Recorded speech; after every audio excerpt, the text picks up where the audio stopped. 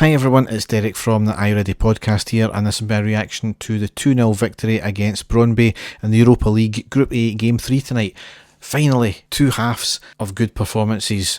Certainly the first half was probably slightly shaded in terms of performance-wise from the second, but really happy with the performance overall, and obviously the result speaks for itself.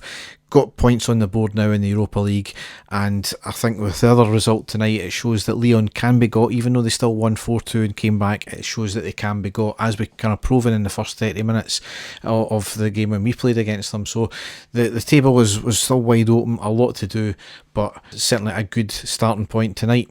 We had two changes from the Hearts game. We lined up McGregor, Tavernier, Goldson, Balogun, Barisic, Aribo, Davis, Lundstrom, Roof, Hadji and Morelos.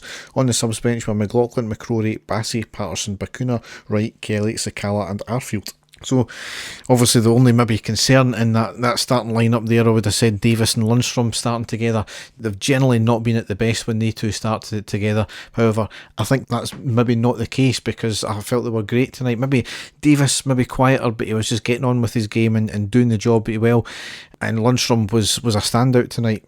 So the first half overall, it was an impressive performance, played with skill, pace and intensity, quite similar to the Hearts first half as well. The difference is we got that second goal, and it kind of taken the edge off our play as well.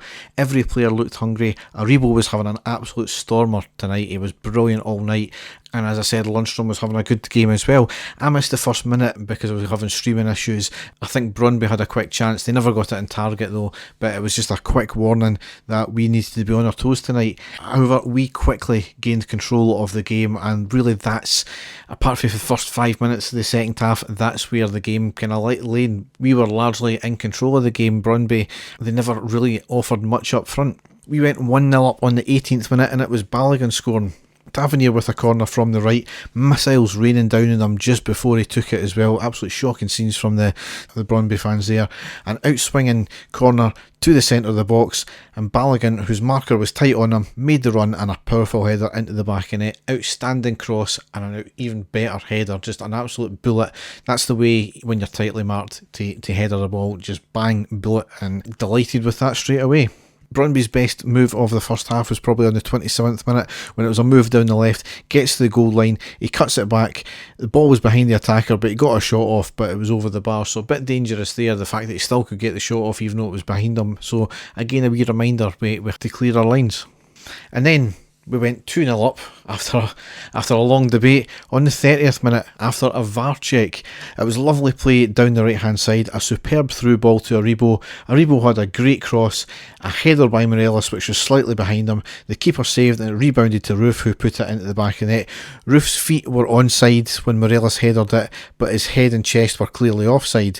However, after a bit of debate, the referee stopped it. There was obviously some sort of call, and then eventually it was ruled as a goal. Now, we're kind of at the same time, what was that for? It was clearly offside. However, the graphic had since been shown, and it was the defender's trailing leg that was clearly playing all parts of Roof that was legal to play the ball onside. So amazing from VAR there. Certainly you would have thought it was offside, but you know, VAR pulled one out of the bag for us there.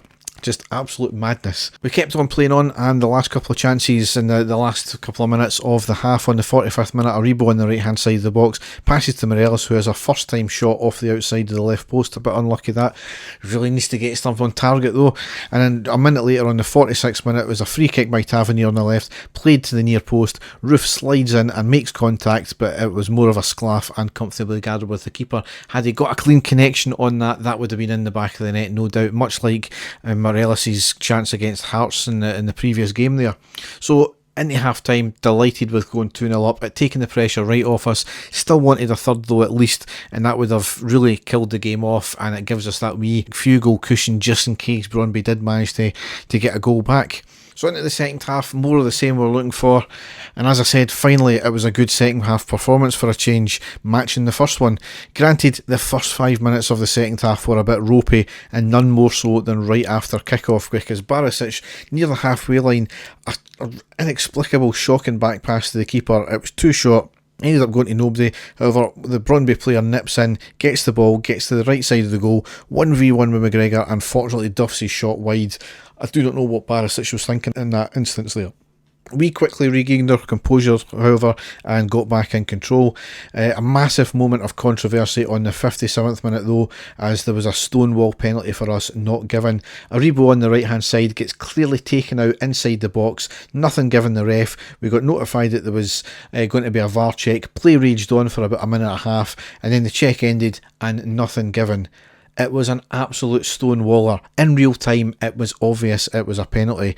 Then 2 slowed down, close-in replays at different angles. It was clear, it was obvious. He tried to go for the ball, but he got nowhere near it, and he clearly taken out, I think it was the right ankle of Aribo there. How the VAR panel never given that is mind-boggling, and as much as VAR benefited us tonight in our second goal, it completely hindered us in this one here. So it just goes to show you, just because you've got the technology and the ability to quickly view replays, it's only as good as the people and the referees or whoever is watching the videos at the end of the day. However, we never let that bother us too much. We were still in control of the game. A bit of concern though is the fact that Balogun went off injured on the 64th minute, and apparently was holding his hamstring, so hopefully not going to be too bad, but given the fact that it's a hamstring, it could be quite a dodgy one. A couple of weeks minimum, I would have said, so we'll need to wait and see the outcome of that one. Bassey came on for him. 69th minute was a really poor effort from Morelos on the right hand side. He tried to hit a shot trying to keep the keeper off guard, but it was ended up being a comfortable dive and save for the keeper.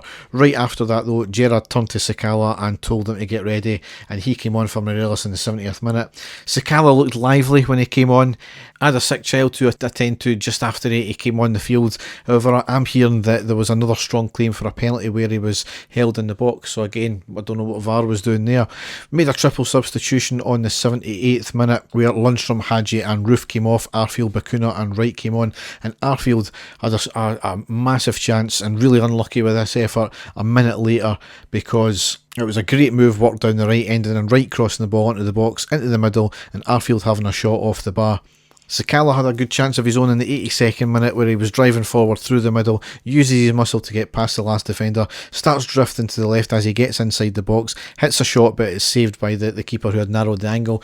Unlucky chance there, it was well done from the keeper, and then from there Mastream went down, and I don't know how many minutes injury time, but we obviously saw the game out. So delighted with that. As I said, it was a really good and solid 90-minute performance. Maybe not the flashiest we've been, maybe not the most deadly we've seen us obviously, but certainly it's good to get a full 90 minutes under our belt in terms of a good performance in both halves. So it leaves us now going into the next game against St Mirren. That's away on Sunday, so another, as they all are, another vital performance. So Dave and I will hopefully be back. We should be back next week at some point, but I'm not too sure if that's going to be before the Aberdeen game on Wednesday or if it's going to be after it, but we'll cover the games nonetheless. So as ever, if you want to go to our website, which is ireadypodcast.wordpress.com, or go to the usual podcast outlets, there you can find the stuff that we do. So thanks for listening, and goodbye.